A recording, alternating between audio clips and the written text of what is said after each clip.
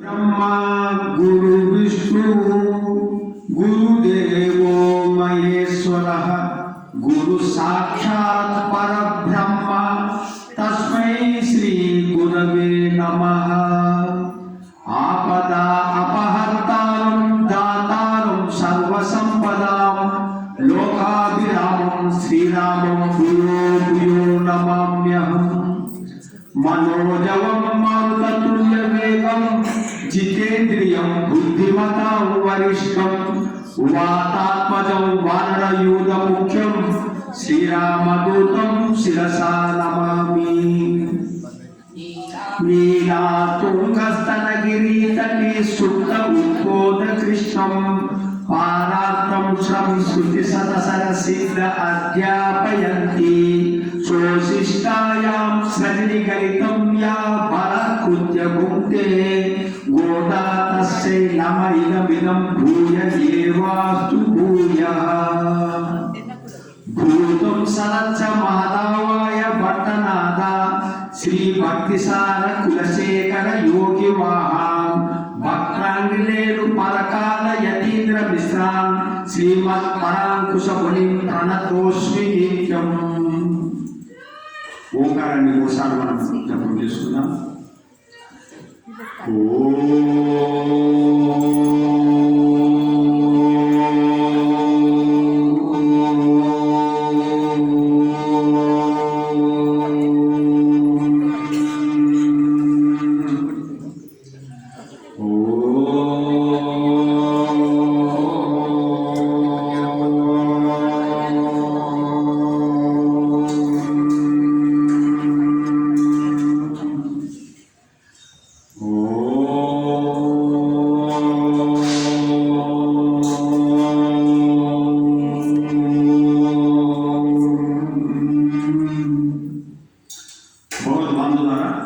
అందరికీ హృదయపూర్వక వందనాలు.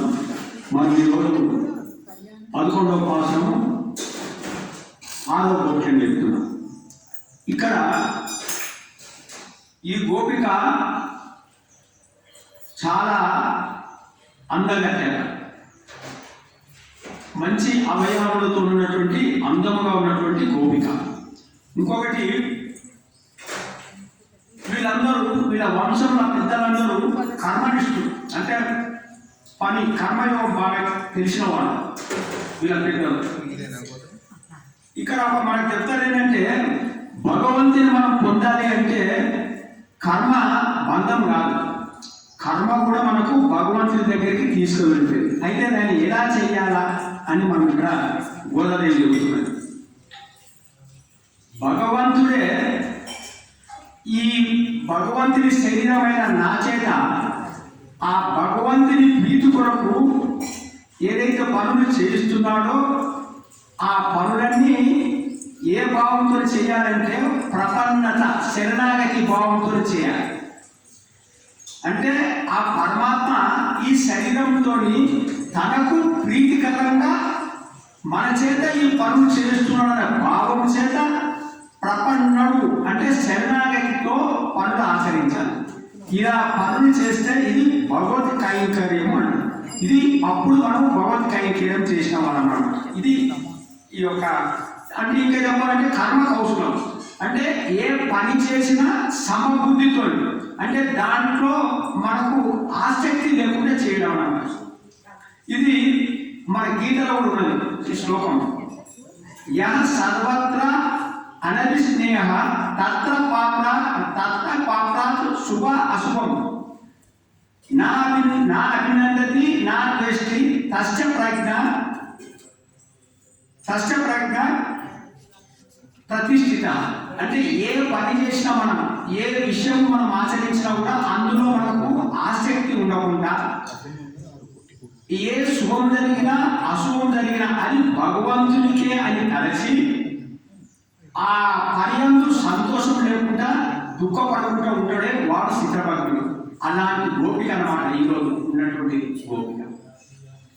అయితే ఈ కర్మలు 2 రకాలు ఉన్నాయంట.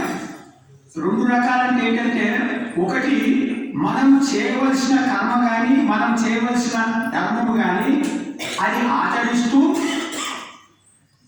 ఆ ఫలితాన్ని ఆశించకుండా భగవంతుని ఆరాధన చేయడం. అంటే నాకు చేయవలసిన పనులు నేను చేస్తూ ఆ పనుల మీద ఫలాన్ని ఆశించకుండా ఇది భగవంతునికి ఆరాధన అని చేయడం ఒక పద్ధతి. రెండో పద్ధతి ఏంటంటే నాకు చేయవలసిన పనులు కూడా నేను చేయాలి. ఈ పనులు చేయకుండా భగవంతుని సన్నిధిలో ఉండి ఆయన సాన్నిధ్యంలో ఉండి పనులు చేస్తాను. ఇది ఒక పని. ఈ రెండు పద్ధతుల్లో రామాయణము ఇద్దరు అన్నదమ్ములు పాటించాలి. ఈ ఒకటి మొదటి పద్ధతిని భరతుడు, రెండో పద్ధతిని లక్ష్మణుడు. భరతుడేమో అయోధ్యలో ఉండి సమస్త పనులు చేస్తూ రామచంద్రుడికి అర్పించింది. లక్ష్మణుడేమో తను చేయవలసిన పనులన్నీ వదిలిపెట్టి రాముడి దగ్గర ఉండి రాముడికి సేవ చేసింది. ఇప్పుడు ఈ గోపికను మనం లేపుతున్న ఈ గోపిక ఈ భరతుడికి సంబంధించిన కర్మయోగులు అన్నమాట. అందుకోసమే ఈ యొక్క పాశాన్ని ఒకసారి అనుసంధానం చేసుకుందాం.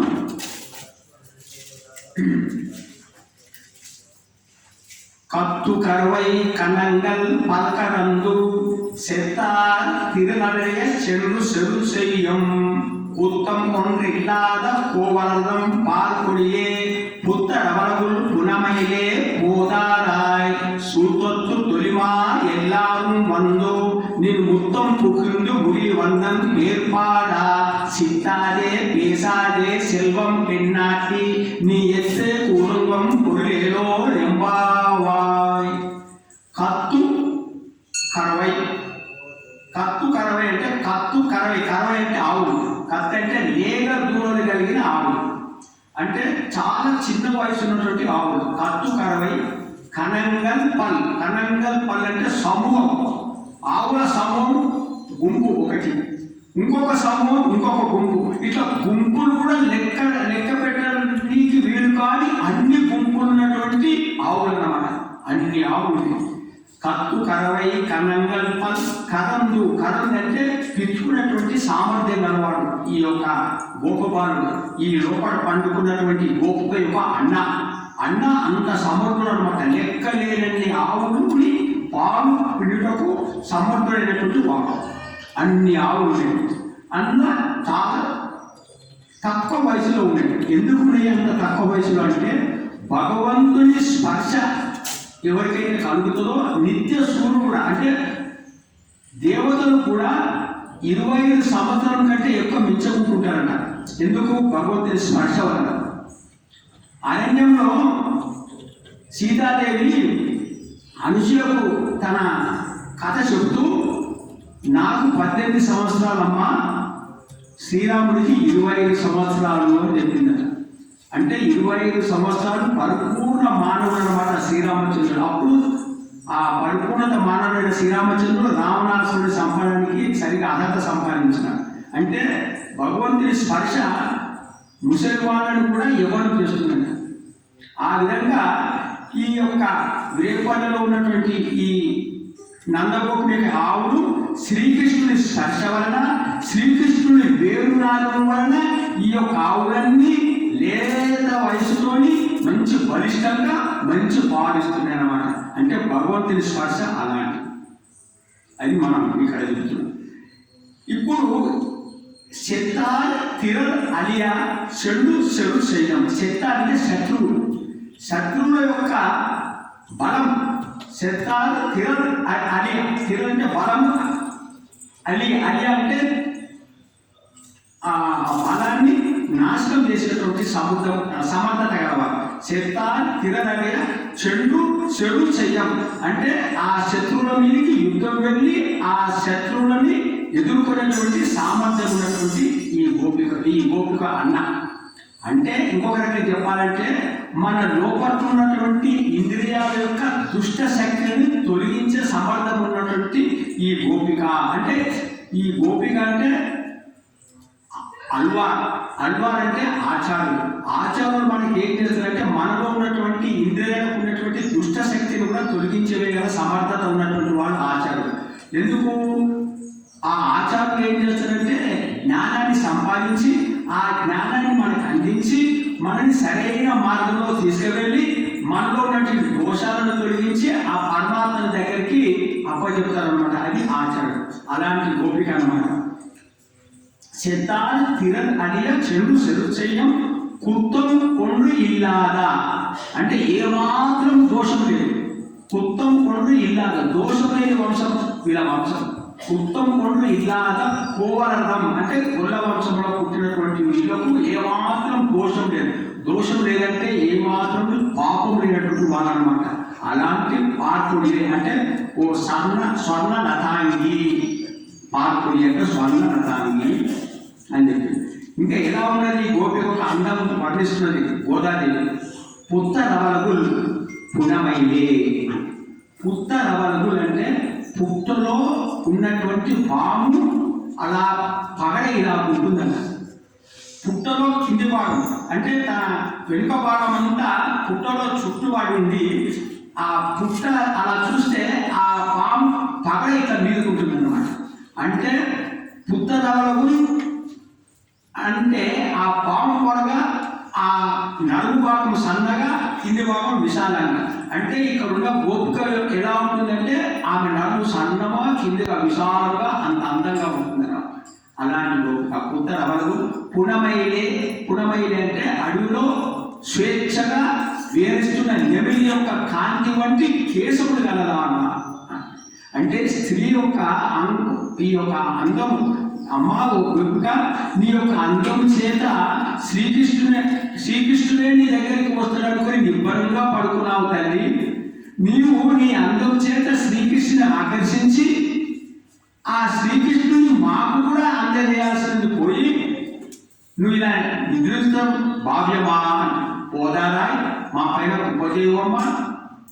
పుత్తరవలకు గుణమైనే పోదారాయ్. పోదారాయ్ అంటే లేచినావమ్మా, మా మీద దయ చూపవమ్మా అంటే సరే అందరూ వచ్చారా అని అడిగింది అన్నట్టు కూడా. అప్పుడు చెప్తుంది సూతత్తు తొలిమా. సూతత్తు తొలిమా అంటే బంధువులు, నీ యొక్క స్నేహితులు. సూతత్తు తొలిమా ఎల్లారు వందు అందరూ వచ్చినారమ్మా. ఎల్లారు వందు నిన్ను మొత్తం పుట్టింది నీ ప్రాంగణంలో ప్రవేశించినారమ్మా.